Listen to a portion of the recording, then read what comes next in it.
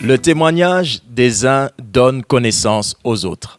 Voici une phrase qui édifie énormément.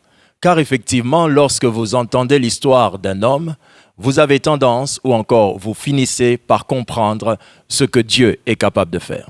Dieu, c'est de lui qu'il s'agit. Il s'agit de Dieu ici comme étant l'auteur d'une œuvre exceptionnelle. Cette œuvre est liée à un miracle. Le miracle issu d'un véritable étonnement. Un étonnement parce qu'une histoire va être racontée ici, l'histoire d'un couple qui vous touchera, j'en suis sûr. Je reçois pour vous aujourd'hui un couple merveilleux qui est venu raconter une histoire merveilleuse, n'est-ce pas? Et je ne suis pas seul, accompagné de mon public pour leur dire « Soyez les bienvenus ». Il s'agit donc du couple Boma. Nous acclamons.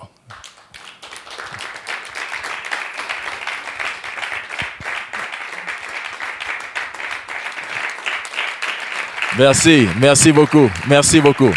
Je vous prie de vous asseoir. Gloire soit rendue à Dieu. Quelle merveilleuse journée. Bonjour ou bonsoir pour ceux qui nous suivent, ça dépend du fuseau horaire. Bonjour couple Boma, je commencerai avec qui? Avec la galanterie? Bonjour madame. Bonjour papa. Vous êtes Arlette Manegabé, je ne sais pas si j'ai bien dit. Vous pouvez vous présenter s'il vous plaît? Je suis Arlette Manegabé Boma. Voilà, l'épouse de Monsieur Tracien Boma. Monsieur Tracien Boma, c'est le monsieur qui est juste à côté. C'est bien vous, Monsieur Tracien, vous êtes l'époux. Oui, c'est moi, Monsieur Tracien Boma, l'époux de Madame Arlette Manegabé Boma. Amen, très bien, merci. Aujourd'hui, c'est l'histoire de ce couple dont il s'agit, mais toute histoire a besoin pour être approuvée ou encore justifiée, témoignée, confirmée, être soutenue par des témoins. Je vais donc me tourner vers mes témoins. Il s'agit d'un côté, madame, veuillez vous présenter s'il vous plaît. Je suis Gloria Bonnet. Ok. Je suis la nièce de Papa Tracien. Oh, d'accord. Donc la nièce du mari. Oui, la nièce du mari. Très bien. Et vous, madame? Je suis Sandrine Diangui Maleka, une ex-collègue de maman Arlette, une amie également. Très bien, merci. Que Dieu soit béni. Alors, je vais, avant qu'on ne dise vraiment de quoi il s'agit, c'est votre femme, Monsieur Tracien. Dites-moi comment ça s'est passé. Vous l'avez connue comment? C'est très difficile. J'ai connu Arlette dans une église parce qu'avant, j'ai prié à l'église Bima. Okay. Et j'allais souvent accompagner mon oncle, qui est prophète à l'église Bima. Et une fois, je revenais d'un petit tour et j'ai aperçu maman Arlette à genoux dans l'église en train de prier. C'était l'heure de la Sainte Seine. Et moi aussi, j'étais là en train d'observer. Et j'avais directement dit aux amis qui étaient à côté de moi, je poserai cette fille. Oh. Et ils m'ont dit qu'en tout cas, on connaît bien la fille, elle est très difficile. Il faut fournir beaucoup d'efforts pour la voir. Donc, vous avez certainement fourni l'effort qu'il faut parce qu'on dirait qu'elle est là. Oui. Madame, ça fait combien d'années que vous êtes ensemble? Ça fait maintenant 11 ans. 11 ans de mariage. On est ensemble, donc beaucoup. 11 ans de mariage, sans compter les années des... Comment on dit, de copinage, de fiançailles. Oui, de fiançailles. Donc, au total, ça va faire pratiquement 18 ans. 18 ans? Ouais. Ça fait beaucoup, ça fait vraiment beaucoup. Et votre couple a été certainement un très bon couple. Vous avez commencé avec une très grande joie. La fête était fantastique. Madame était en robe blanche. Ça a dû être vraiment un événement très, très heureux, n'est-ce pas? Yes. Mais vous vous mariez et les premières années commencent et vous êtes un couple qui s'épanouit, qui apprend à se connaître. Et là, soudain, vous commencez à vous rendre compte de quelque chose. Il y a comme quelque chose qui ne va pas. Oui. J'aimerais essayer de comprendre exactement qu'est-ce qui ne va pas, madame. Quand on s'est marié en 2009. Et j'aimerais bien souligner quelque chose. Avant de se marier, j'avais l'habitude de dire que lorsqu'on se mariera, j'aimerais passer beaucoup d'années pour jouir de mon mariage avant d'avoir les enfants. Et cette déclaration-là m'a coûté très cher. Ok. Pourquoi je le dis? Parce qu'au bout de quelques mois, les problèmes ont commencé. Et je ne pouvais pas lier la phrase que j'étais en train de me dire moi-même, que je devrais d'abord jouir de mon mariage pour tomber enceinte après. Ok. Et c'est là que les problèmes ont commencé. On a commencé à s'inquiéter déjà 1 an après. Ok. Les gens qui se sont mariés le savent. Déjà 3 mois dans le mariage, ça devient un calvaire. Oui. Même pas pour nous-mêmes, mais surtout pour les gens qui sont tout autour de nous, avec Oui. des messages tels que « Ah, jusqu'à là, on ne voit rien. On ne voit pas la salive. C'est comment? Ça se passe comment ?» Et ça commençait à nous embêter. Après 1 an de mariage, on a commencé déjà à faire des tours dans des hôpitaux pour consulter les médecins. Des tours dans des hôpitaux. Oui. Donc, ça veut dire que là, vous avez tout fait. Vous avez dû calculer, vous avez dû tout faire en vous Exactement. disant que ça va venir, Exactement. mais ça ne venait pas. Ça ne venait pas. Le tout premier examen qu'on a eu à faire, si je ne me trompe pas, c'était bon. Il n'y avait aucun problème. Je n'avais pas de problème, mon mari n'avait pas de problème. Ok. Mais c'est 2 ans après avoir perdu une grossesse que la situation s'est compliquée. Donc, vous avez conçu un moment Oui. et la grossesse est partie. La grossesse est partie, mais je dirais mystérieusement aussi. Ça encore, c'est une histoire. Oh. C'était une grossesse, comment on appelait ça médicalement? Extra-utérine. Grossesse extra-utérine. Donc la grossesse était en train d'évoluer dans la trompe. Alors il était question qu'on puisse interrompre la grossesse, mais tout en enlevant une trompe. Ok. Oula. Et les médecins se sont décidés de le faire. À l'époque, mon mari, c'était pas vraiment un homme de prière, mais un homme de foi. Je peux Ok. le dire comme ça. Donc, il avait l'habitude de déclarer certaines choses sans pour autant prier. Alors, il avait dit clairement au médecin, je n'ai pas épousé une femme qui ne restera qu'avec une seule trompe. On est rentré à la maison. L'opération a été déjà prévue. On avait fixé une date de l'intervention. Et il n'a pas voulu me le dire. Moi, je ne savais pas parce que les docteurs avaient parlé. C'était avec toi qu'il avait parlé. Il m'a ramené à l'église où on priait avant. C'est arrivé là-bas, j'ai appris ça pendant la prière. Ok. La maman qui était en train de prier pour moi a dit, Seigneur, en tout cas, on ne permet pas qu'elle puisse perdre sa trompe à cause d'une bénédiction que toi, tu es censé lui donner. Et c'est là que j'avais compris qu'il y avait un sérieux problème. Et en rentrant à la maison, je lui ai posé la question. Il m'a expliqué de quoi est-ce qu'il s'agissait parce que j'avais des fortes douleurs. Et on est rentré à la maison. J'étais avec ma belle-sœur qui n'est pas là, la grande sœur de mon mari, maman Yvette. Ok. Alors moi-même, j'ai fait la prière aussi. J'ai dit à Dieu, en tout cas, je n'ai jamais rêvé de ça. Et si c'est une attaque ou je ne sais pas moi, c'est ta volonté, bizarrement, je lui avais dit, même si c'est ta volonté, je refuse cette volonté-là. On ne peut pas m'enlever une trompe parce que ça sera encore un début de beaucoup de problèmes. Beaucoup de choses. C'est là que j'ai senti que j'avais des maux de ventre sérieux. Et quand j'ai demandé qu'on me ramène, parce que je n'arrivais même pas à me tenir debout, on avait carrément mis le lit au salon. Je dormais au salon, je faisais tout au salon. Maman Yvette me lavait au salon. Alors je lui ai dit que j'avais envie de faire la toilette. Or, en faisant la toilette, c'est comme ça que la grossesse était sortie. Très triste événement. Oui. Vous êtes le mari, vous savez que votre femme a conçu, déjà que c'était un peu compliqué. Et après, le médecin vous dit encore, vous dépeint un tableau très sombre et vous refusez que l'on opère.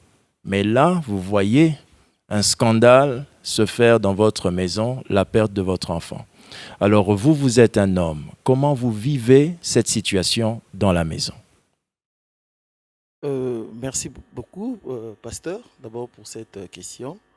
La première des choses, c'était le sens de la responsabilité et deuxièmement, l'amour. Ok. J'avais de l'amour pour ma femme parce que je me disais que le problème de stérilité ou les problèmes de conception, ce n'est pas seulement la femme qui peut être le grand problème, mais l'homme aussi. Je le dis ici devant les caméras, je le dis, moi-même je n'avais pas une bonne vie à l'époque. Okay. Et je me posais aussi des questions, c'est pas peut-être là où j'étais passé que ça a pu créer un problème. Alors, puisque je suis quand même où j'ai été moi-même responsable de mon passé, alors je m'étais dit, je dois soutenir ma femme. Et par rapport à ce qui s'est passé, c'était la foi. J'avais la foi en Dieu. Quel que soit où ma façon que j'avais de me comporter, tout ce que j'étais avant à l'époque, mais je croyais en Dieu. Et je croyais à une parole que j'avais reçue, une parole venant de Dieu, que j'aurais des enfants.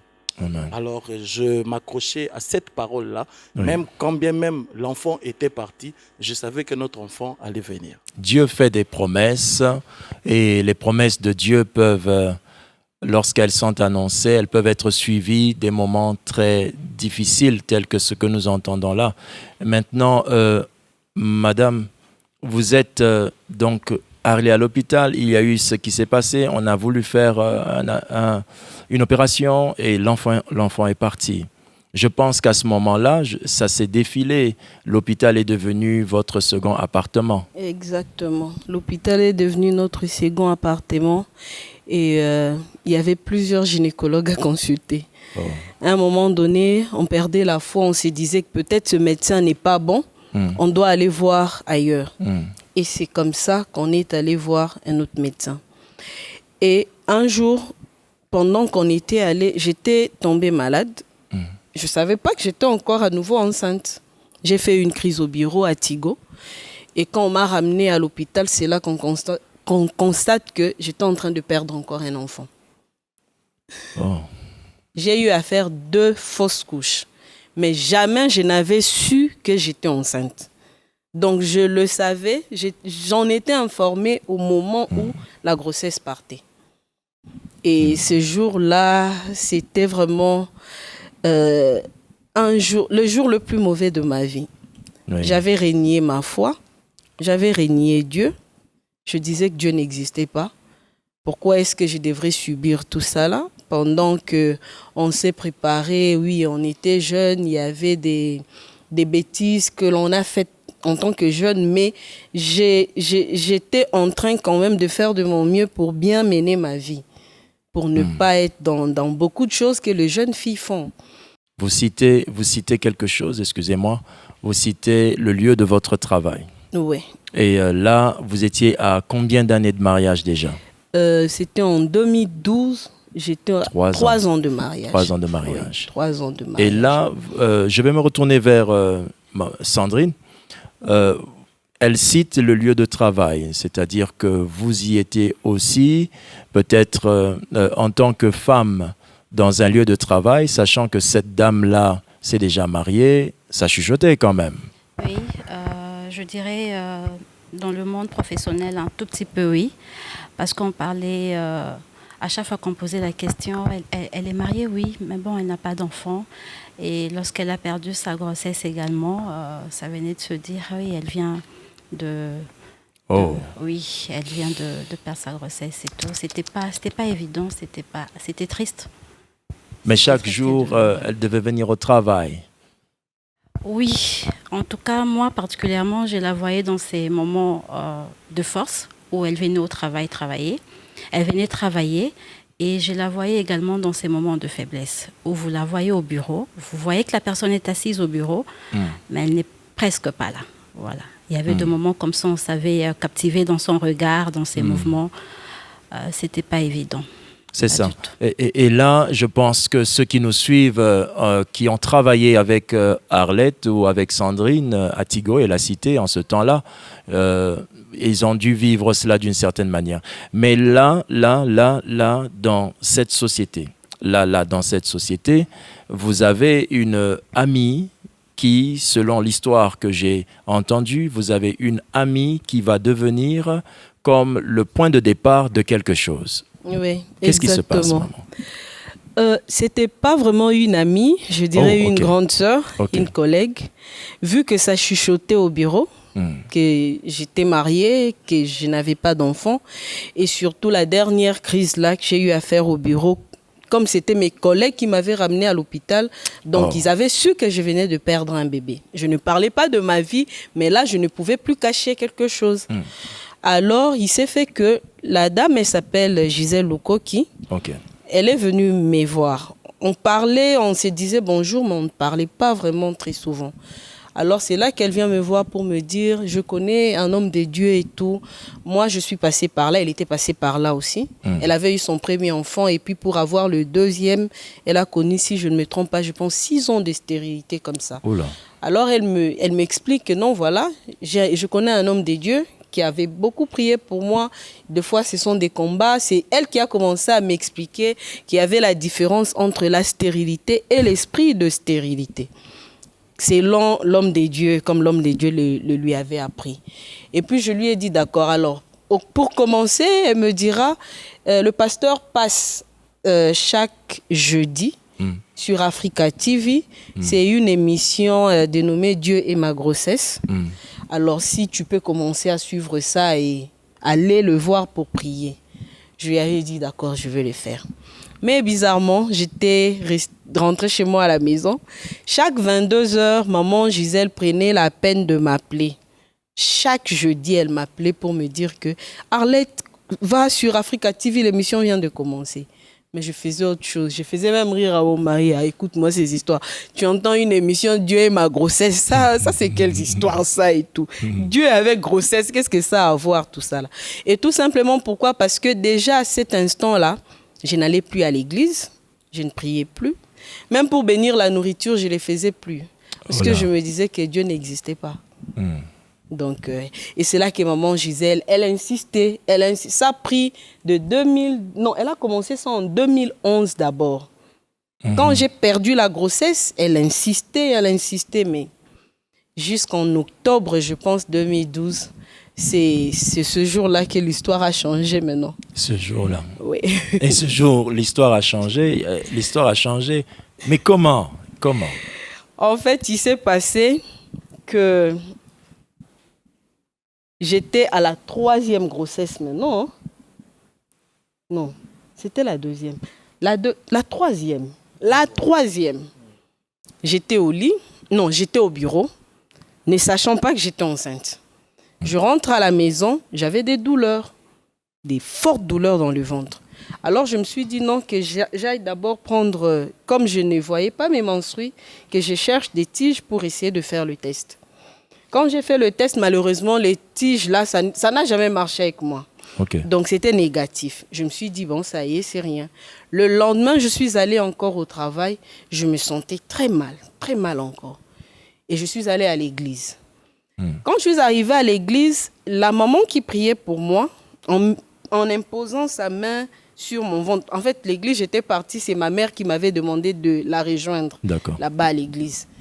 Et la dame, quand elle a imposé sa main dans mon ventre, elle m'a dit, oh, mais bizarrement, bon, comme elle avait le don de prophétie, elle m'a dit, mais ton utérus est très chaud. Tu es enceinte. J'ai dit non, le test que j'ai fait, c'était négatif. Il dit non, il faut rentrer à l'hôpital. Et quand je suis rentrée à l'hôpital, on m'a fait le test. Comme avec les tiges de grossesse, ça ne marchait pas, on devait faire le test sanguin. On a fait les tests sanguins. On a découvert que, bel et bien, c'était positif. Dès que je suis rentrée à la maison, il était 4h du matin, chérie.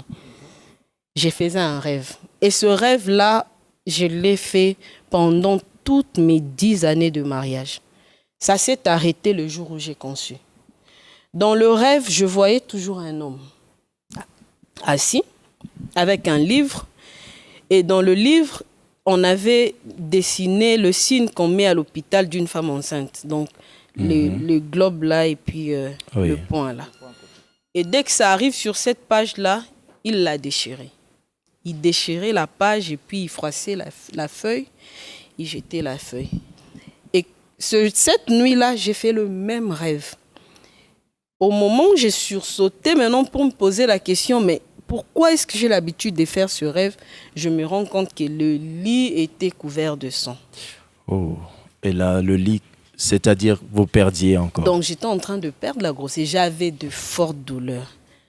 Alors j'ai dit à mon mari, ça ne va pas, je ne me sens pas bien. Il me dit, non, on doit aller à l'hôpital. Non, j'ai dit non, je n'irai pas. Je ne peux pas continuer à aller à l'hôpital. À chaque fois, on doit curiter. Et parce que déjà, le médecin est en train de dire, quand on fait le curitage, c'est comme si on grattait l'utérus. Donc, au fur et à mesure, ça risque de provoquer de cancer et ceci, cela. Alors, je disais à mon mari, je n'irai pas. Cette fois-ci, en tout cas, si je dois mourir avec ça dans le ventre, que je meure. Parce que je suis fatiguée. Et pendant ce temps-là, mon téléphone a sonné. C'était un tout petit téléphone que mon mari m'avait acheté. C'était quel SIM? Vodacom. Oui, c'était une SIM Vodacom. Voilà, parce que moi, je n'aimais pas utiliser les autres réseaux. J'étais chez Tigo. Alors, il l'a acheté pour, de temps en temps, être en communication avec moi. Et c'est ce téléphone-là qui a sonné. Mais bizarrement, c'était un numéro que je ne retenais pas moi-même. Le téléphone a sonné à 4 heures du matin. Je n'ai pas répondu. Je me suis dit, il a dû sûrement appeler maman, parce que c'est maman qui avait ces numéros-là, et puis ma sœur Nadine. Oui. 2 personnes, et lui-même, donc 3 personnes qui connaissaient le numéro. Et j'ai dit, je ne réponds pas. Le matin, je me réveille. Têtu que j'étais, j'ai dit à mon mari, je vais aller travailler. Mais Arlette, tu as des douleurs, tu sais. J'ai dit, je dois aller travailler. Je pars comme ça. Si je dois mourir, en tout cas, cette fois-ci, je n'irai pas à l'hôpital. Vous voulez ajouter quelque chose là? Oui, je pense qu'elle était sous la douleur. Oui. Je voulais dire quoi? Les téléphones, on avait décroché. Quand le téléphone a sonné, nous avons décroché. Et la personne au bout du fil disait ceci, que l'Esprit de Dieu est sur toi. Ah oui, dors en paix. Dors Oui, en je me paix. Parce rappelle. que la douleur a commencé depuis qu'elle était revenue de son service. Et elle n'arrivait pas à faire Les tâches ménagères. les tâches ménagères et constantes. Elle avait très mal. Elle avait très mal. Donc, on n'avait pas dormi. On a veillé. 1 heure, on a vu 0 heure, 1 heure, 2 heures, 3 heures, c'était jusqu'à 4 heures du matin. Et moi, en ce moment-là, ma seule prière était, je demandais à Dieu si Dieu pouvait donner un profond sommeil à ma femme, lui accorder un sommeil parce que je la voyais se tordre et je n'arrivais pas. Et je me disais que je ne pouvais pas pleurer devant elle. Oui. Elle allait comprendre que donc, Oui. les choses, ça ne va pas ici. Oui, oui. Alors, c'était ça ma prière. Le téléphone a sonné. Quand le téléphone a sonné, j'ai vu que c'était un numéro inconnu. Et quand j'ai vu que c'était un numéro inconnu, j'ai remis parce que d'habitude, je n'ai pas l'habitude de décrocher le téléphone de ma femme. Oui. Je lui ai remis le téléphone, malgré l'heure. Et elle voulait même pas. J'ai dit, décroche. J'ai insisté. Et puis, elle a décroché. Et la voix au bout du fil qui disait que l'Esprit de Dieu est sur toi. Dors maintenant en paix. Dors en paix. J'aimerais insister sur ceci. C'était pour moi la première fois. C'était comme si de la magie. Ma femme commençait à dormir à petit feu. Elle fermait les yeux. Elle a dormi en ronflant. Alors qu'elle ronfle difficilement. Vous êtes certainement le seul témoin de cela. Gloire à Dieu. Et ça, le matin, elle se réveille, elle va au travail. Vous allez au travail. Et qu'est-ce qui se passe dans cette journée-là? Maintenant, en tout cas, cette partie-là, effectivement, je l'avais oubliée. Okay. Parce que moi, c'est que je me souviens, le matin, en allant au travail, je me suis dit, tiens, il y a un numéro qui m'avait appelé à 4 heures du matin. Je dois rappeler le numéro. Oui. Parce que quand je me suis rendu compte que ce n'était pas le numéro de ma mère, de ma soeur, j'ai rappelé les numéros. Oui. Et en rappelant les numéros, c'est là que la personne au bout du fil me dit à qui ai-je l'honneur? Moi, j'ai dit, mais monsieur, vous m'appelez à 4 heures du matin et puis là, vous me demandez, présentez-vous. La personne ne s'est pas présentée. Et automatiquement, il me dit, Dieu m'a mis à cœur de prier pour vous. Prions. Ah, là où j'étais, je me suis dit, mon Dieu, prions. Moi, je n'ai pas besoin de prière. Et j'ai marché, mais j'avais quand même eu le temps d'écouter la prière. Il a prié pour moi, il a prié. Je n'ai pas retenu la prière parce que sincèrement, je n'étais pas dedans. Bien sûr. Et tout ce que j'ai retenu à la fin, là maintenant, j'étais déjà à l'arrêt. Les bus de Tigo étaient en train d'arriver. J'ai entendu seulement, Dieu a besoin de ce corps pour sa gloire, va à l'hôpital. Et puis la personne a raccroché le téléphone. Une personne que vous ne connaissez pas, Je ne connais pas. qui vous appelle à 4 heures du matin. Oui. qui fait une prière, vous dormez comme un bébé. Vous vous réveillez le lendemain, vous êtes intrigué, vous rappelez le numéro. Il fait la prière, vous vous en foutez pas mal. Certainement, ça arrive à plusieurs quand on est dans ce genre de moment, que quand même le pasteur ou les frères en Christ vous disent « Le Seigneur est avec vous », vous n'avez même pas envie d'écouter quoi que ce soit. Oui, Papa Tracien, vous voulez? Papa, je voulais insister sur une chose. Je pense que c'est un peu étonnant. Une personne qui avait toute la nuit des douleurs et le matin s'est réveillée pour aller au travail. Oui, bien sûr. J'aimerais revenir un peu en arrière. En tout cas, j'avais refusé. J'ai dit, Marlette, tu n'as pas dormi, tu as souffert toute la nuit et maintenant il est 6 heures. Tu as dormi ici, tu as pris le sommeil à 4 heures. Il est 6 heures, tu veux te lever pour aller encore au service. Non, je ne suis pas d'accord avec toi. Tu restes à la maison ou on y va à l'hôpital. Elle m'a dit, je me sens bien, je n'ai plus de douleur, je dois aller travailler. Et je pense que c'était même une toute petite discussion. J'ai dit, ok, je ne t'accompagne même pas pour prendre ton bus, vas-y seul. Terrible. Madame, Oui, papa. vous êtes certainement partie, je ne sais pas. Cette personne, vous l'avez vue finalement? Je l'ai vue 6 mois après. Qu'est-ce qui se passe? 6 mois après, je me réveille le matin.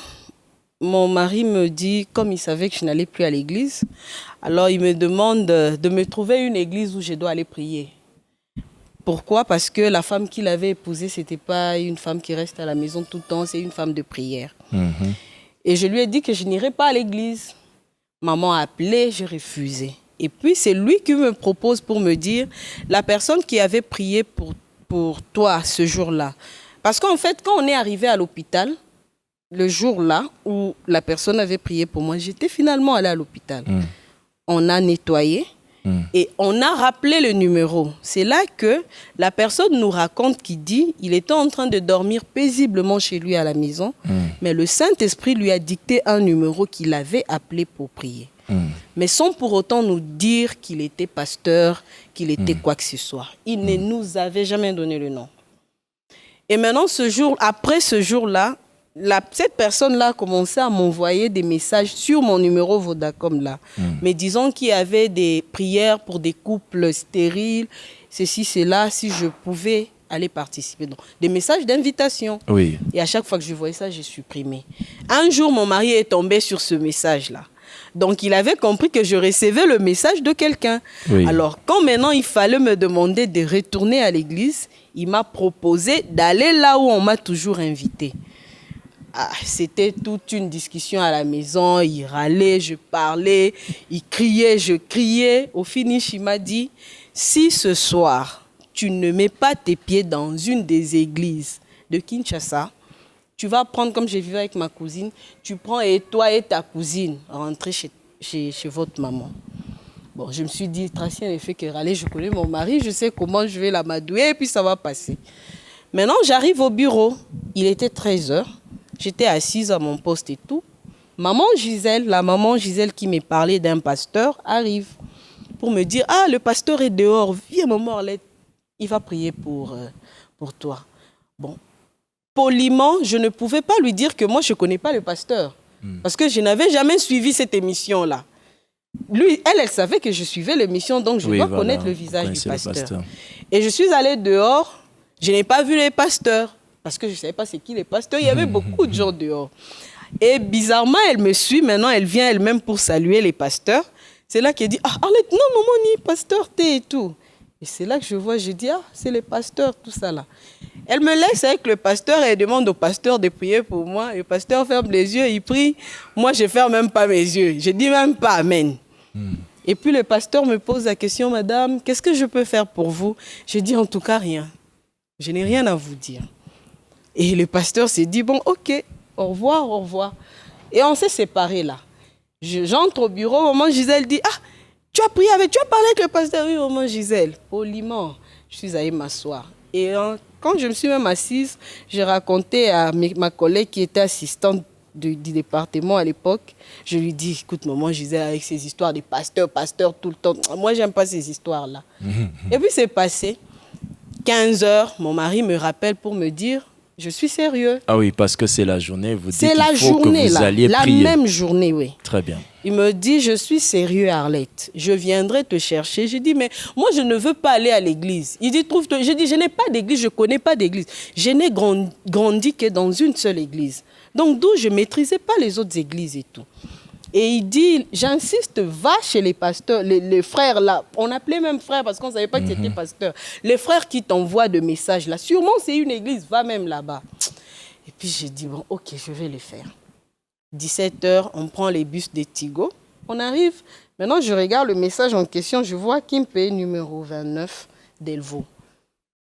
Nora maîtrisait, ma cousine, elle maîtrisait bien. Il dit non, je pense que c'est à côté de Sebeko et tout ça là.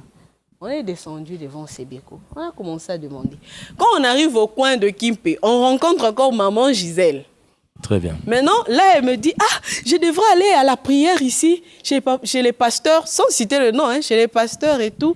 Mais on m'a appelé, elle a sa fille, sa deuxième fille qu'elle avait enfantée là, après la prière du pasteur, s'appelle Zoé. Alors, elle dit, on m'a appelé Zoé a des fièvres. Je dois courir à la maison. Maintenant, elle me pose la question, toi, tu vas où tu habites, mon gafou, là? Je ne pouvais pas lui dire que, maman Gisèle, je suis en train de chercher une église d'un pasteur qui m'envoie des messages.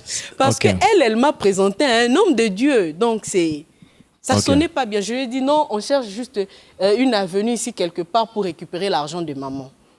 Et puis, Nora a commencé à rire. Alors, on arrive, on demande, je me rappelle bien le frère qu'on avait vu. Oh, le destin. C'était le frère L'Herbille. Mais ils étaient assis à l'époque païens là avec d'autres personnes qui prenaient quoi ça, comment on appelle ça, chanvre, hein? Oui. Ils étaient là devant l'avenue. Alors quand on leur pose la question, est-ce qu'il y a une église ici? Ils nous montrent l'église Bima, mon église. Je dis non, moi je ne cherche pas cette église, je cherche une autre église. Ah non, il n'y a pas d'église ici. Et puis l'un d'eux qui dit à un petit voyou qui était là, pasta mo boachara makelele awa, tu peux d'abord rentrer là-bas. Et on est parti, on a frappé. Quand on frappe la porte, un frère est venu. J'ai oublié son nom, mais j'ai quand même son visage. Il nous a ouvert. Maintenant, moi, quand j'entre, je me dis, Noura, regarde-moi ça. Ce n'est même pas une église, parce que c'était un salon. Je dis, c'est pas une église. Tu vois ce que je te disais, regarde là où Tracien m'a emmené et tout. On est assis, le frère était en train de modérer grave là, il parlait en langue seule. Nora, moi, et puis il y avait une maman Charlotte, assise à côté. Et moi, j'étais avec mon téléphone en train de chapeauter. Donc, en fait, je faisais mes trucs, quoi. Je ne priais pas. À un moment donné, j'ai eu tellement que pour moi, c'était comme si j'étais ennuyée. Donc, ça m'ennuyait. Et je me suis dit, que je me repose, je dors. Maintenant, la question était, si c'est seulement lui qui m'envoie le message. Ah non, mon Dieu, pardon. Toko Takaka, Tracien va venir nous chercher ici et on va rentrer à la maison. Et à un moment donné, je dors. Quand je dors, je sens d'abord, il y avait le son de la guitare qui jouait.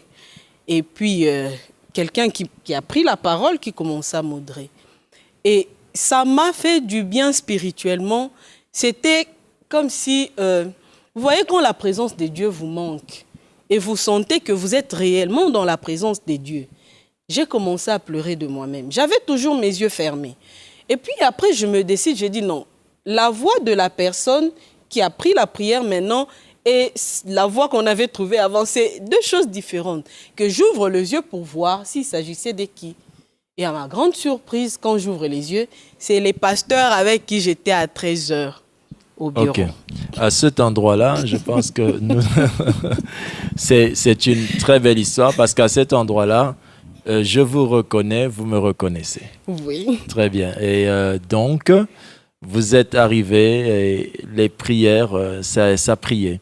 On a prié pour vous. Mais dans l'histoire, ce que j'aimerais soulever ici, c'est que vous êtes en combien d'années de mariage en cette période-là? Autour de 3 ans, toujours 4 ans? 3 ans et demi maintenant. Voilà. Et voilà. Mais maintenant, dans les 3 ans et demi, jusqu'à 4 ans, 5 ans, 6 ans, 7 ans, 8 ans, est-ce qu'en 8 ans de mariage, vous aviez déjà eu un enfant? Non. Donc, vous avez passé toute cette période-là sans conception. Sans conception. Mais donc, vous étiez retourné dans le monde. Non. Et là, je pense que l'histoire qui commence avec avec ce pasteur, vous devenez vous-même. Qu'est-ce qui se passe? Qu'est-ce qui se passe pour que jusque tout ce temps-là, vous n'êtes pas allé dans le monde? L'histoire qui commence là, je me dis, j'aimerais vraiment le redire encore. J'ai béni d'abord les Seigneurs pour ça parce que je me dis, ma stérilité m'a permis de rencontrer le vrai Dieu. Ça, c'est la première des choses. C'est vrai, j'ai prié. Bon, je dirais même que j'ai grandi dans la foi, non, dans la doctrine chrétienne, même pas la foi. Pourquoi je dis doctrine? J'étais née, j'ai trouvé mes parents, ma mère surtout, en train de prier. Elle m'emmenait à l'église, donc j'ai commencé l'église, j'ai commencé à servir Dieu, mais sans pour autant recevoir Jésus moi-même. Oh, ok. Très bien. Et donc, vous n'avez pas reçu Jésus, mais vous alliez prier. Parce Oui, que j'étais un enfant. Ça commence à l'écodime. Tout à fait. Je viens à la jeunesse. Je Mais finis, j'étais à la chorale. Ce Jésus, vous le rencontrez. C'est Jésus-là, maintenant, je le rencontre à cause de ma stérilité. Alléluia. Alléluia. Quand j'arrive, les enseignements que j'ai suivis, je me suis rendu compte que je devrais revoir aussi ma vie quelque part. Ça m'a permis vraiment de connaître Dieu et le vrai Dieu. Ça m'a permis de me performer, d'être brisé et surtout de rester constamment dans la présence de Dieu tout en sachant que l'on manque quelque chose. Vous manquez quelque chose pendant... Vous rencontrez déjà Dieu. Un pasteur prie pour vous, comme certains qui nous suivent certainement ont prié pour vous déjà, mais vous faites presque 5 ans, 6 ans, et l'enfant ne vient toujours pas, mais vous continuez à servir Dieu. Oui. En ce temps-là, la famille, ça parle. Hein? Je vais me retourner vers Gloria. Vous êtes la famille, vous êtes la nièce. La nièce de Papa Tracien. De Papa Tracien. Oui. En ce temps-là, la famille, ça parle quand même, parce que oui, la tante, donc elle est pour vous quoi, une tante, votre tante qui prie beaucoup là, qui n'a toujours pas d'enfant, c'est toujours la prière. Comment vous vivez ça dans la famille? D'abord, je bénis Dieu pour ma famille, puisque durant ce moment, elle n'a pas été une belle famille qui criait. Ok, très important. On a beaucoup soutenu maman Arlette dans des prières. Très important. Parce que dans nos sujets de prière, c'était toujours ça. Très Même important. quand on priait en famille. Déjà, c'est une personne qu'on aime beaucoup dans notre famille. Donc, c'était aussi notre fardeau à nous. C'était votre fardeau en tant que famille. Oui, c'est toutes les familles qui nous suivent, qui ont un membre de la famille qui traverse cette situation. Voici un comportement que je crois être le comportement idéal pour pouvoir aider les familles à sortir de leur calvaire. Je reviens vers vous. S'il vous plaît, papa, j'aimerais souligner une chose. Ma stérilité a permis aussi que ma belle famille rencontre Dieu. Ah, d'accord, très bien. Donc, il y a ici une souffrance. Il y a ici une souffrance qui est exploitée de la meilleure des manières. Parce qu'en réalité, si Dieu nous fait traverser une situation, il en connaît le pourquoi, le but qu'il vise aussi derrière ça. Après toute cette douleur, votre belle famille vient aussi à Dieu et ça devient une grande assemblée familiale dans le Seigneur et tout ça, des bonnes choses. Mais je vais ici aller dans un autre couloir. L'histoire de cette femme et de cet homme va maintenant prendre un autre couloir. Vous avez des images qui, certainement, au fur et à mesure, défilent pour vous montrer un peu l'ardiesse avec laquelle cette dame a servi Dieu ainsi que son époux. Et là, il y a quelque chose de très important, c'est que Dieu va maintenant intervenir autrement dans cette histoire en donnant une orientation. De cette orientation vient une autre partie de l'histoire. Vous avez reçu une orientation. Cette orientation va vous emmener quelque part. Racontez-nous. L'orientation que j'ai reçue, c'était premièrement de démissionner. De démissionner? Oui. Madame, excusez-moi de vous dire, c'est de la folie? Oui, la folie aux yeux du monde, mais aux yeux de Dieu, il fallait obéir. Cette démission devait... Pourquoi démissionner? C'était quoi le but après? Quand ça a commencé, quand j'ai reçu l'orientation de la part de mon père spirituel d'abord, j'avais d'abord rêvé de ça moi-même. J'ai rêvé tout le temps où il y avait quelqu'un qui me demandait d'arrêter avec le travail, que je devrais faire autre chose. Mais quoi, je ne sais pas exactement. Alors, il y a eu à un moment donné, j'avais fait une offrande de foi comme la dame de 2 rois là, mon père spirituel avait quitté le pays. Alors, quand il fallait qu'il revienne, j'ai dit à mon mari, il ne va pas dormir dans un hôtel. Nous allons bâtir une chambre dans notre maison, uniquement pour lui. Et quand il n'est pas là, cette chambre-là sera fermée. À chaque fois qu'il reviendra, il dormira dans cette chambre-là. Vous avez cette chambre, elle pouvait servir à la famille. Oui, bien sûr. Et vous avez prévu que Mais cette chambre... on a prévu ça parce que c'était une alliance faite avec Dieu. Vous donnez une partie de votre maison à Dieu pour que son serviteur y dorme. Mais vous n'avez pas d'enfants. Non. Donc, vous avez des pièces qui peuvent servir, mais s'il y avait les enfants, ça Oui. allait être une chambre pour enfants. Exactement. Mais vous en faites d'abord une chambre pour Dieu. Yes. Quel acte de foi. Quel acte de foi. Et là, après cela, qu'est-ce qui se passe? Après cela, nous sommes entrés tous deux dans la chambre. Il a conduit la prière. On s'est rappelé du verset du 2 rois pour la Ok. femme qui a fait pour Élisée. Oui. On s'est dit, Seigneur, si par ta grâce, tu peux aussi nous visiter. Et Oh. en faisant cette prière, le jour où on était en train de prier, mon mari, quand il priait, mon téléphone à côté sonnait.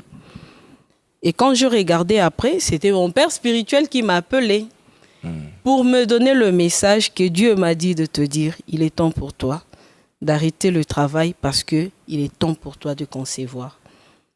Quand il est arrivé à Kin, on a C'est eu combien une d'années nuit. là? C'est combien d'années là? Combien Là, on est à 10, pratiquement 9 9 ans ans. et demi de mariage.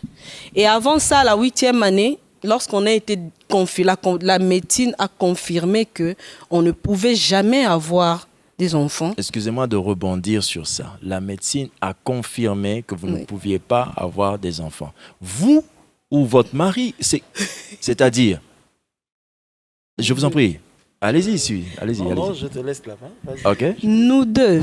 Il n'y a Vous pas deux. que moi. Les résultats ont changé au fil de temps où mon mari avait 0% des 0%. 0% des spermatozoïdes. Exactement. Donc, appelé autrement médicalement parlant, azospermie aiguë. Azospermie aiguë. Papa, s'il vous plaît, j'aimerais un peu revenir en arrière. Parce que là, nous avons quitté de 3 ans à 9 ans et demi. Je voulais d'abord insister sur un point. Quand nous avons connu, ou nous avons accepté de recevoir Jésus-Christ comme notre Seigneur et comme notre Sauveur, on s'était pris aussi la décision de servir Dieu Oui, avec toutes les difficultés. oui. On habitait Mongafula.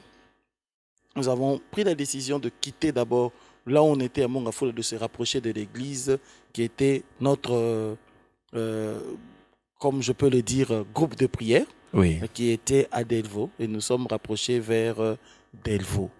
Et Vous avez déménagé on a déménagé pour vous rapprocher de nous rapprocher l'église. de l'église. Il y a beaucoup de décisions très sérieuses que cette famille est en Oui. train de prendre.